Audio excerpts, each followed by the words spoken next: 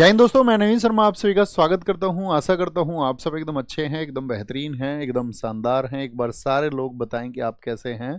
And this is the last class of your static G K. Last class.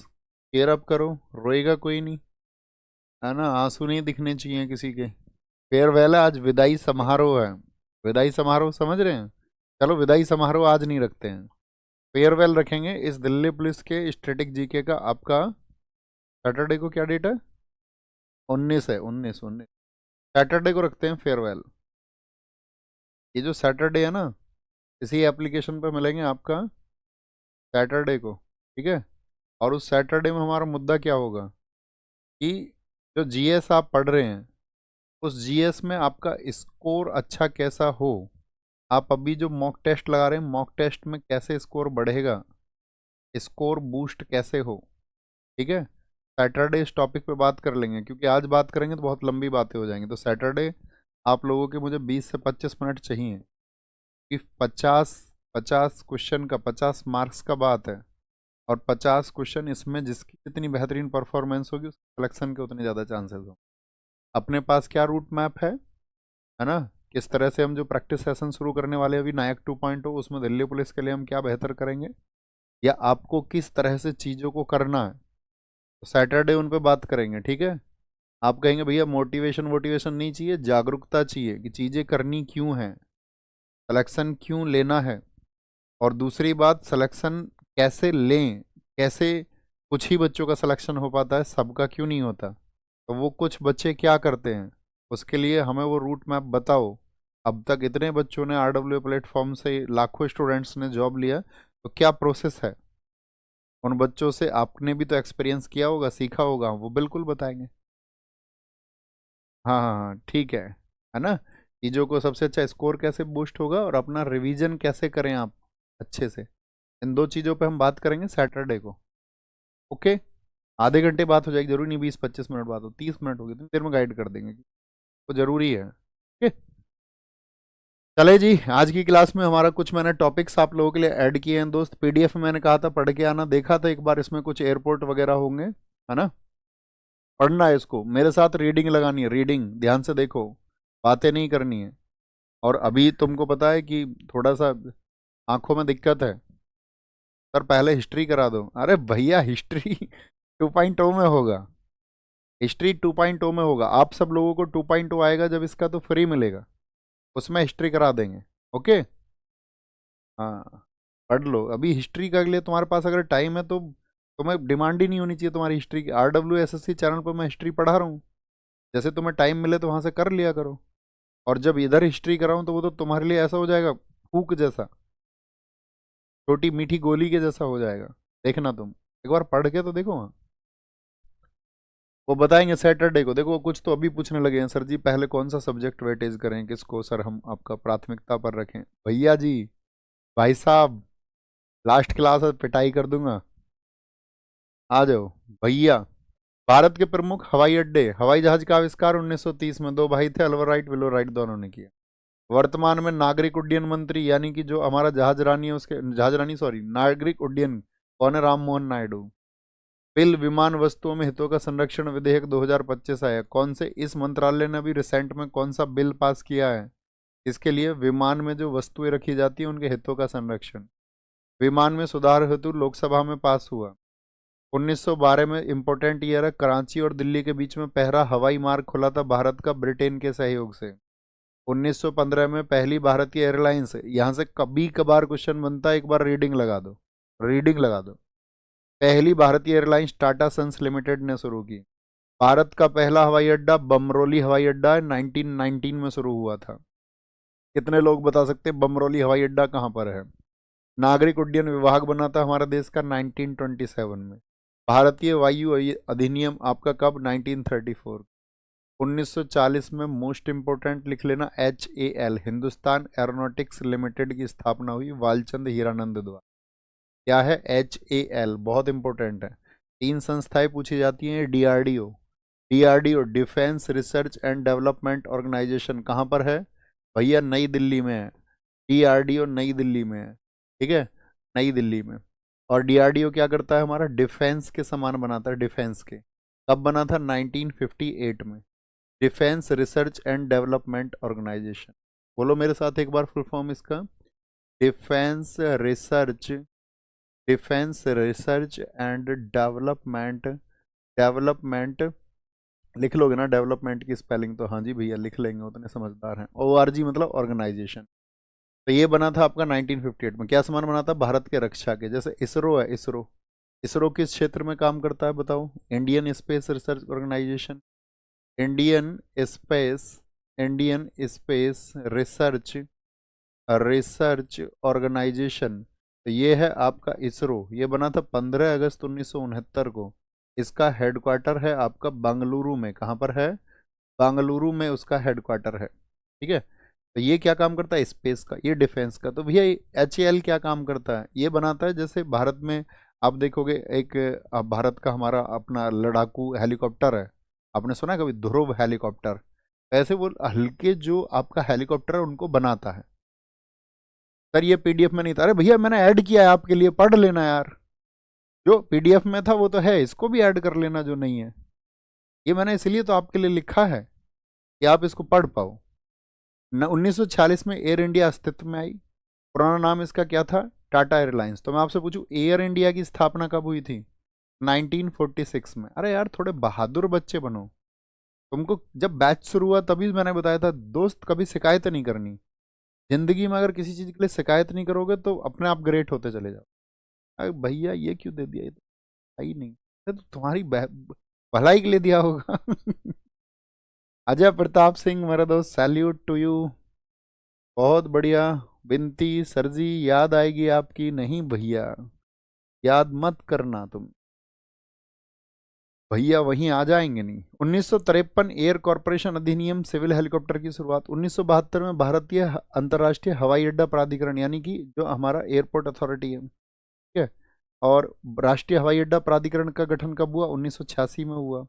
National हवाई अड्डा किसको बोलते हैं, बोलो हवाई अड्डे को इंग्लिश में क्या बोलेंगे, प्राधिकरण को बोलते हैं अथॉरिटी, राष्ट्रीय होता है नेशनल। हवाई अड्डे को क्या बोलोगे, कहाँ पे गए हैं हवाई अड्डे, एयरपोर्ट। नेशनल एयरपोर्ट अथॉरिटी कब आया, 1986 में। विमानन शिक्षा ब्यूरो 1987। सहारा एयरलाइंस कब शुरू हुई थी हमारे देश में, तो 1991 में।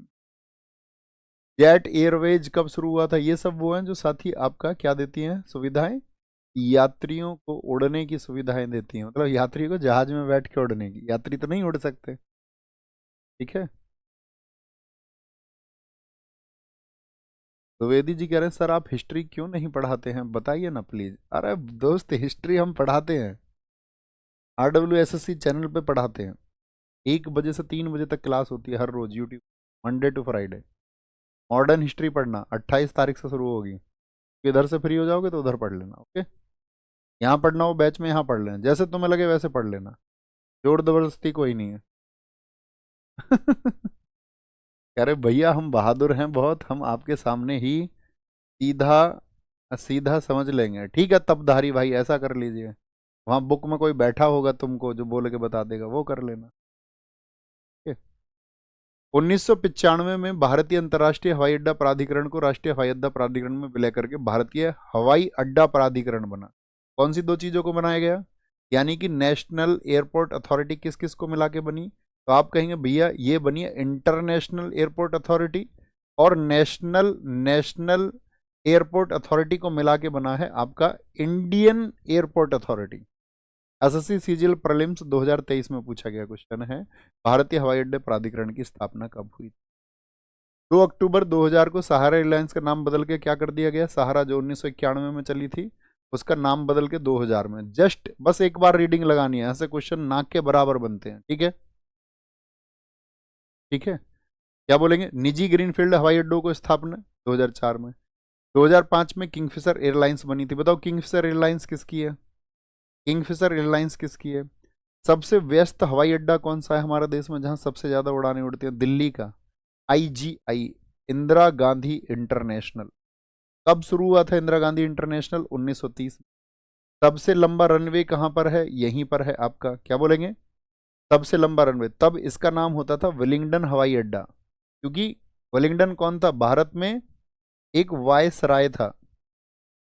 आप हिस्ट्री में पढ़ते हैं ना वायसराय, क्योंकि आपका जो सरकार थी ब्रिटिश सरकार, वो एक एक्ट लेके आई थी 1850 एक्ट। 1858 एक्ट में क्या कहा गया था कि भारत में जितने भी गवर्नर जनरल है उनको वायसराय कहा जाएगा। तो इस दौर में जब 1930 में ये हवाई अड्डा बना था तो गवर्नर कौन था आपका? वेलिंगटन। तो वेलिंगटन ने चाचा ने अपने नाम पे ही करवा लिया इसको, करा लिया। कह रहे हैं सर किंगफिशर तो एक बियर है। अरे तो किंगफिशर एक ब्रांड का नाम है यार, वो बियर भी हो सकती है, वो गाड़ी बना सकते हैं किंगफिशर नाम की, है ना। किंगफिशर एयरलाइंस नहीं दिखी तुमको? आप मेरे भाई ही हैं, मेरे दोस्त। विजय माल्या की है सर, ये हुआ अच्छा आंसर। अशोक पटेल जी ने अच्छा आंसर दिया है, बहुत बढ़िया, वेरी गुड। योगेश कुमार जी सही आंसर है एकदम। चांदनी एकदम सही आंसर है। 1962 में नया नाम इसको मिला पालम हवाई अड्डा। आईजीआई को 1962 में किस नाम से जाने लगा? पालम हवाई अड्डा, क्योंकि उस इलाके को बोलते पालम, वहाँ पालम गांव था। 1986 से इंदिरा गांधी इसको कर दिया गया है। 1986 से इसको क्या कर दिया गया है? इंदिरा गांधी कर दिया गया। एक कह रहा सर इसको मैं बुक से पढ़ लूंगा। बुक ढूंढो तो सही, किस बुक में तुमको ये मिलेगा? ढूंढो जरा बुक जाके मार्केट में, मिलेगा ही नहीं। आगे आओ। सबसे बड़ा हवाई अड्डा कौन सा है भारत का? राजीव गांधी। सबसे लंबा रनवे किसका? तो आईजीआई। सबसे व्यस्त कौन सा? आईजीआई, इंदिरा गांधी इंटरनेशनल, है ना आपका। सबसे छोटा हवाई अड्डा तिरुचिरापल्ली। पहला था बमरौली, ये बता दिया मैंने। बमरौली कहाँ पर है? प्रयागराज में। कब शुरू हुआ था? 1919 में, पूरा हुआ 1924 में। भारत में कुल इंटरनेशनल एयरपोर्ट कितने हैं? तो क्या बोलोगे? International airport 34। 34 है, ये याद रख लेना। सबसे बड़ा भी, सबसे व्यस्त भी, और सबसे। अब बताओ हवाई अड्डे जरा। राजीव गांधी हवाई अड्डा कहाँ पर है? तेलंगाना में। गुरु रामदास जी के लिए कहाँ पर? पंजाब, अमृतसर में। गोपीनाथ बारदोली कहाँ के नेता थे? असम के। तो असम के गुवाहाटी में इनके नाम का एयरपोर्ट है। बीजू पटनायक कहाँ के नेता थे? नवीन पटनायक और बीजू पटनायक भैया उड़ीसा के थे। इंदिरा गांधी जी के लिए अभी बताया दिल्ली में सबसे व्यस्ततम है। वीर सावरकर जी के लिए एयरपोर्ट कहाँ पर है? अंडमान और निकोबार में है। बोलना एक बार, हाथ रख के बोलो अपनी तरफ से। फोन की स्क्रीन छुपा लो आदि। सरदार वल्लभ भाई पटेल जी के लिए गुजरात, अहमदाबाद में। स्टेचू ऑफ लिबर्टी भी कहाँ है? वहीं पर है। कैंपागोडा कहाँ पर है? आपका बेंगलुरु में। कोचीन कहाँ पर है? केरल में। कालीकट जहाँ वास्को डिगामा पहुंचा, केरल में, कोझिकोड में। त्रिवेंद्रम कहाँ पर है? केरल की राजधानी है ना तिरुवनंतपुरम, वहीं पर त्रिवेंद्रम है। छत्रपति शिवाजी महाराज जी के लिए भैया, इनके लिए तो महाराष्ट्र मुंबई में है। बाबा साहब के लिए सबसे ज्यादा पूछा जाता है एयरपोर्ट, बाबा साहब भीमराव अंबेडकर जी के लिए। छत्रपति शिवाजी महाराज अंतर्राष्ट्रीय हवाई अड्डा कहाँ पर है? चेन्नई, तमिलनाडु में है। तिरुचिरापल्ली, तमिलनाडु में। चौधरी चरण सिंह यूपी का है, लखनऊ में। इंपोर्टेंट है, पूछिए। लाल बहादुर शास्त्री जी के लिए वाराणसी में है। नेताजी सुभाष चंद्र बोस अंतर्राष्ट्रीय हवाई अड्डा कहाँ पर है? कोलकाता में है। अहिल्याबाई होलकर एयरपोर्ट कहाँ पर है? ये इंदौर, मध्य प्रदेश में है। दाबोलिम, ये गोवा में है। अरे थम्सअप करो, ये बचपन की चीजें हैं इतनी, बहुत इंपॉर्टेंट चीजें। बोलो जी। दाबोलिम, शेख अल आलम अंतर्राष्ट्रीय हवाई अड्डा। सर जी एक चीज बता दो जो आपने अपने बस एक बता दो। ओके। शेख अल आलम कहाँ पर है? जम्मू कश्मीर। चलो एक मैसेज दे देंगे अभी, मैसेज भी जब ही देंगे 19 तारीख को, ठीक है। बागडोगरा अंतर्राष्ट्रीय हवाई अड्डा कहाँ पर है साथी आपका? वेस्ट बंगाल में है। मंगलौर कर्नाटक में, कर्नाटक की राजधानी बंगलौर, मंगलौर ऐसा रिलेट किया करो। भगत सिंह जी कहाँ पर हैं? पंजाब, चंडीगढ़ में है। विवेकानंद जी के लिए कहाँ पर है साथी आपका? रायपुर, छत्तीसगढ़ में है। महाराजा वीर विक्रम के लिए एयरपोर्ट कहाँ पर है? वो है त्रिपुरा, अगरतला में। पढ़ो एक बार और। वीर विक्रम, त्रिपुरा, अगरतला। स्वामी विवेकानंद जी के लिए रायपुर में है। भगत सिंह जी के लिए चंडीगढ़, मंगलौर कर्नाटक। बागडोगरा पश्चिम बंगाल। शेख अल आलम जम्मू कश्मीर। दाबोलिम गोवा। अहिल्याबाई होलकर इंदौर। सुभाष चंद्र बोस कलकत्ता। लाल बहादुर शास्त्री यूपी, वाराणसी में। चौधरी चरण सिंह लखनऊ। तिरुचिरापल्ली तमिलनाडु, चेन्नई तमिलनाडु। बाबा साहब के लिए नागपुर महाराष्ट्र में। छत्रपति शिवाजी महाराज जी के लिए मुंबई महाराष्ट्र में। त्रिवेंद्रम केरल में। कालीकट केरल में। कोचीन केरल में। कंपागोड़ा बेंगलुरु में। वल्लभ भाई पटेल गुजरात में। वीर सावरकर अंडमान निकोबार में। इंदिरा गांधी जी सबसे व्यस्त। अब सबसे बड़ा कौन सा बताया मैंने हवाई अड्डा भी बताइए? बिज्जू पटनायक उड़ीसा में। गोपीनाथ बारदोली असम के प्रसिद्ध नेता थे। गुरु रामदास पंजाब में, आपका ये तो गुरु भी पंजाब में है, 10 सिख गुरु। राजीव गांधी जी तेलंगाना। समझे? समझे दोस्त, नहीं समझे? हाँ जी भाई। देखो ये भारत की आंतरिक सुरक्षा के लिए जो काम करने वाली एजेंसीज हैं, ठीक है, भारत की सुरक्षा के लिए काम करने वाली एजेंसी को समझे। बहुत थैंक यू सूरज भाई, ये आप सब लोगों का प्रेम है, ठीक है ना। बस आपको फाइनल सिलेक्शन ले लेना है, कैसे मेहनत करोगे तो होगा। इधर उधर की बातों में अगर रहे होगे, अगर सिर्फ बातें बनानी जानी होंगी तो फिर सिलेक्शन बनाना नहीं जाना होगा।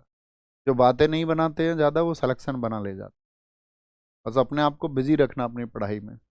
एनसीसी जानते हैं? एनसीसी नेशनल कैडेट कॉर्प्स, स्थापना कब हुई थी? 1948 नई दिल्ली में। असम राइफल्स 1835 मेघालय में। सीआरपीएफ 1939 नई। आईटीबीपी, देखो भारत चाइना का युद्ध कब हुआ था? Indo China war 1960। भारत और तिब्बत की सीमाओं के लिए इसको बनाया गया था। भारत पाकिस्तान युद्ध कब हुआ था? 1965 में। क्या हुआ था इस समय? भारत पाकिस्तान युद्ध। तो ये कहाँ पर ड्यूटी होगी इन सब की, बीएसएफ के जवानों की? भारत पाकिस्तान सीमा पर। ये बना था Bharat China war, Indo China war हुआ था 1962 में। मैंने आपको बताया था कि भारत और पाकिस्तान के बीच कुल कितने युद्ध हुए हैं अब तक? सीआईएसएफ बना 1969 में। ये CISF central industrial security force. इन सारी फोर्सेस को हम बोलते हैं आपका पैरामिलिट्री, अर्धसैनिक बल। एनएसजी 1984 में, 1984 में। क्या बोलोगे? सिख दंगे जब हुए थे 1984 में, 1984 में क्या हुआ था? ऑपरेशन ब्लू स्टार हुआ था, ऑपरेशन ब्लू स्टार हुआ था, ठीक है। त्वरित रैपिड एक्शन फोर्स कहीं पे किसी बचाव कार्य के लिए 1992। एसएसबी 1963 में बना। एसएसबी बोले सशस्त्र सीमा बल, आपका आईटीबीपी के बाद में तुरंत बना था अगले वर्ष में, अगले वर्ष में, ठीक है। आगे आएंगे।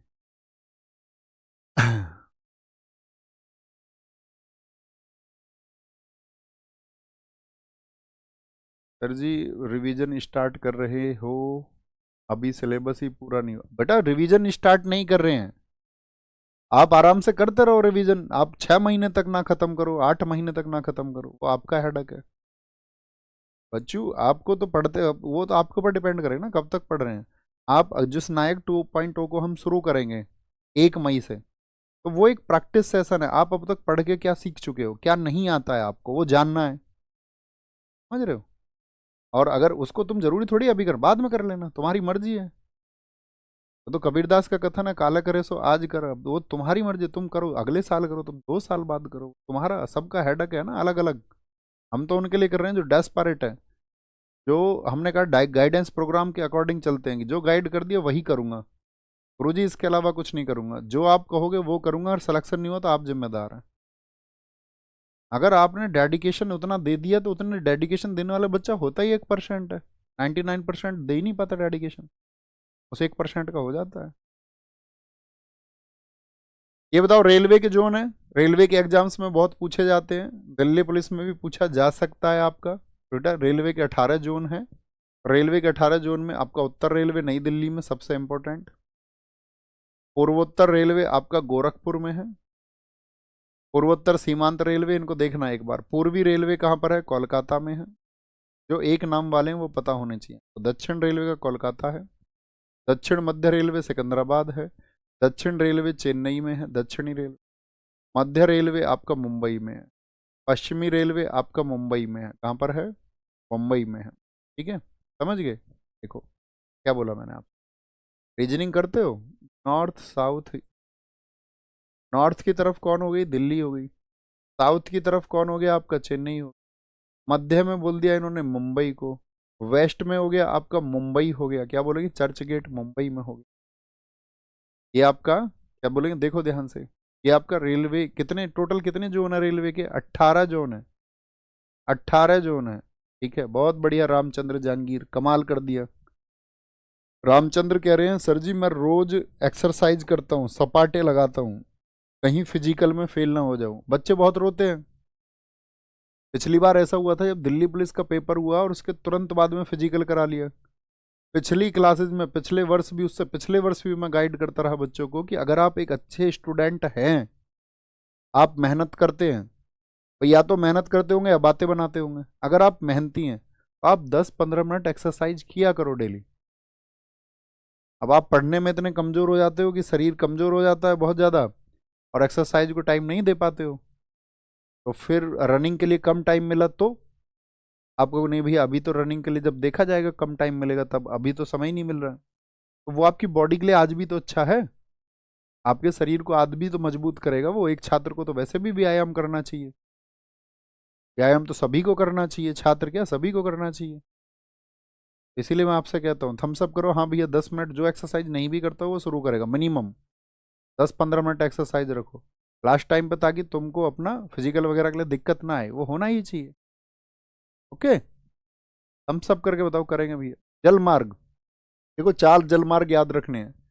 जल मार्ग जो साथी हमारा वाटरवेज एक्ट, जल मार्ग मतलब वाटरवेज, जैसे सड़क मार्ग होते हैं ऐसे ही जल पर भी मार्ग होते हैं। अरे बोलो यार, इनको पढ़ लेंगे, इसमें कुछ नहीं है, ये सब ज्योग्राफी का टॉपिक है, ज्योग्राफी में होता है ये सब। जल मार्ग के लिए राष्ट्रीय जल मार्गों की संख्या कितनी है भारत में? 111 है। जल मार्ग में वर्तमान केंद्रीय पत्तन जो पोर्ट्स होते हैं, पानी में जहाज जो चलते हैं, मंत्री कौन है इसके? सर्वानंद सोनोवाल है। नेशनल वाटरवेज, यहाँ देखना ध्यान से, नेशनल वाटरवेज वन, ऐसा तो कोई नहीं है जो वन को ऐसे बोले भैया एक ही लिखना है इसको। कहाँ से कहाँ तक है? हल्दिया से इलाहाबाद, इतना पूछा जाता है। हल्दिया से किसको जोड़ता है? इलाहाबाद को, इलाहाबाद को जोड़ता है, ठीक है। ऐसे गंगा नदी से भागीरथी, हुगली, इन रिवर सिस्टम को जोड़ता है, ठीक है। कितनी इसकी लंबाई है? 1620 किलोमीटर है, 1620। यूपी, बिहार, झारखंड, वेस्ट बंगाल को जोड़। नेशनल वाटरवे टू, ये चलता ब्रह्मपुत्र नदी में है। कहाँ पर है? ब्रह्मपुत्र नदी में। किसको जोड़ता है? धुबरी से सदिया को। धुबरी से किसको जोड़ता है? धुबरी और सदिया को जोड़ता है। लंबाई बताओ? 891 मीटर। नेशनल वाटरवे थ्री, तीन पढ़ना है इसमें, सिर्फ तीन। नेशनल वाटरवे थ्री, ये किससे किसको जोड़ता है? चंपाकारा को उद्योग मंडल से, चंपाकारा को उद्योग मंडल से, चंपाकारा को उद्योग मंडल से। इसी को कहा जाता है कोट्टापुरम से कोल्लम को, कोट्टापुरम से कोल्लम को, ठीक है बहुत सारे नेशनल वाटरवेज इंपोर्टेंट लगाए हैं मैंने इसमें। जैसे क्या बोलोगे? नॉट, नेशनल वाटरवे 4 है, वो आंध्र प्रदेश में है, विजयवाड़ा नदी पर। कौन सी नदी पर? कृष्णा नदी पर। वाटरवेज इन महाराष्ट्र, महाराष्ट्र में कई वाटरवेज हैं। नेशनल वाटरवे 10 है, नेशनल वाटरवे 83 है, नेशनल वाटरवे 85 है, नेशनल वाटरवे 91 है। ये कहाँ पर है? महाराष्ट्र में है। नेशनल वाटरवेज इन गोवा, क्या बोलेंगे आपका? इनकी नाम लिखे हुए हैं, इसको देख लेना एक। ये रहे, कौन सा? मांडवी, मांडवी रिवर पर है। ये आपका नेशनल वाटरवे 111 है, ये इंपॉर्टेंट रहेगा। तीन शुरुआत के और एक ये, और एक नेशनल वाटरवे 100 पढ़ना। 100वां राष्ट्रीय राजमार्ग कौन सा है? राष्ट्रीय राजमार्ग नहीं, राष्ट्रीय जल मार्ग। ये किससे जोड़ता है? जुआरी नदी को साथी आपका सन वोडेम से जोड़ता है, ब्रिज से, मार्मागुआ पोर्ट पर। मार्मागुआ कहाँ पर है? गोवा में। नेशनल वाटरवे 100 ये रहा, किस नदी पर है बताएं?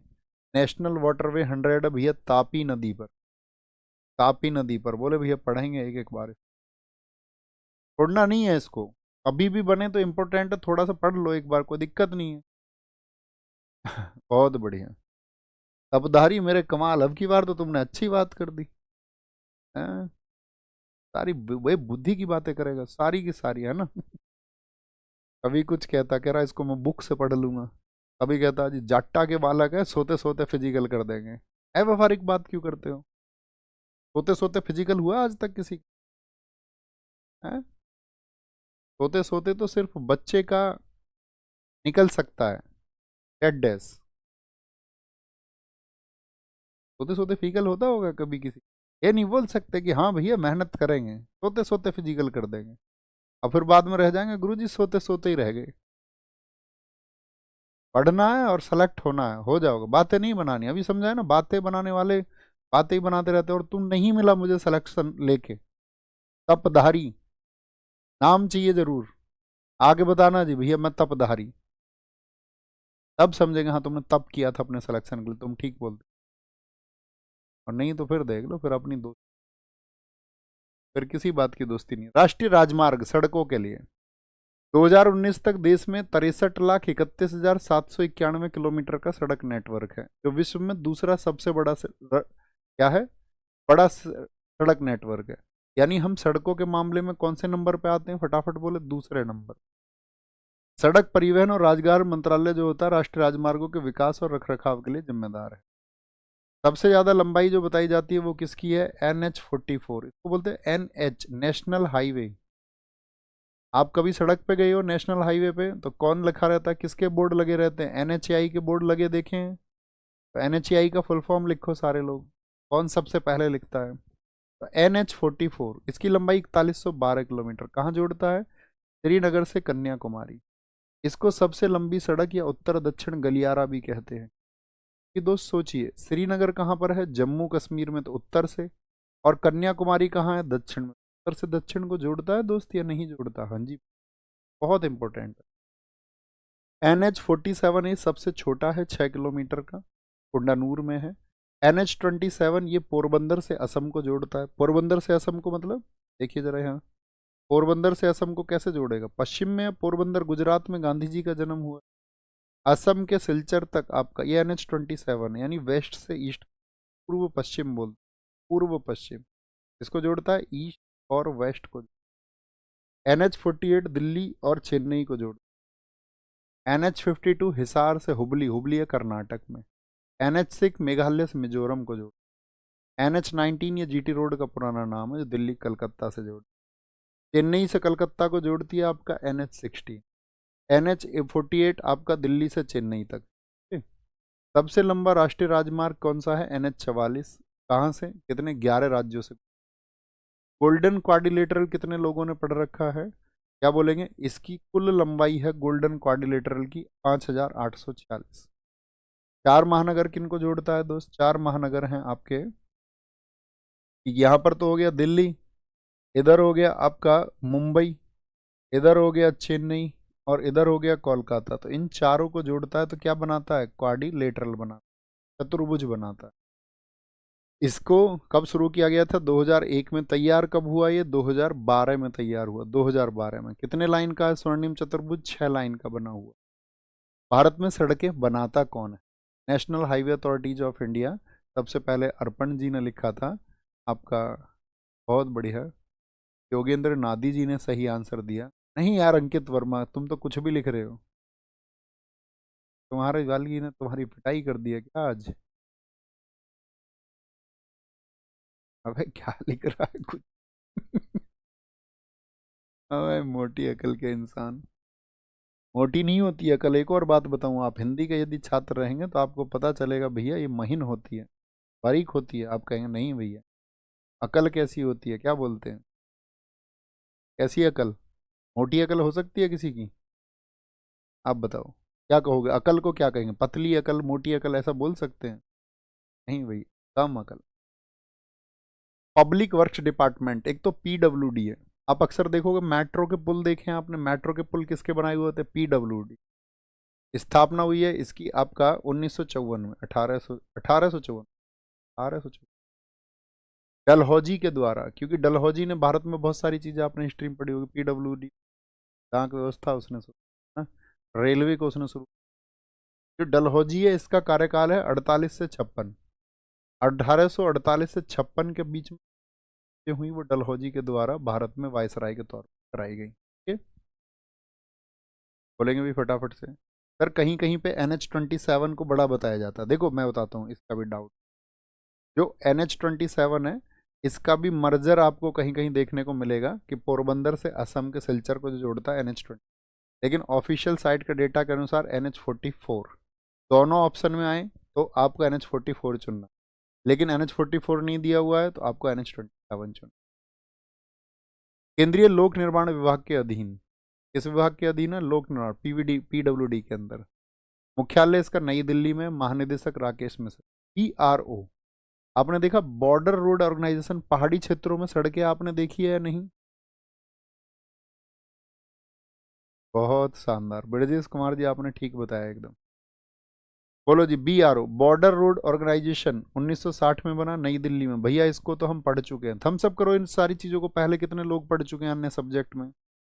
हमारे महान काम पर्वतों की खामोशी में बोलते हैं, टैगलाइन है BRO की। ये पहाड़ी क्षेत्रों में बनाता है सड़कें। कहाँ पर? पहाड़ी क्षेत्रों में।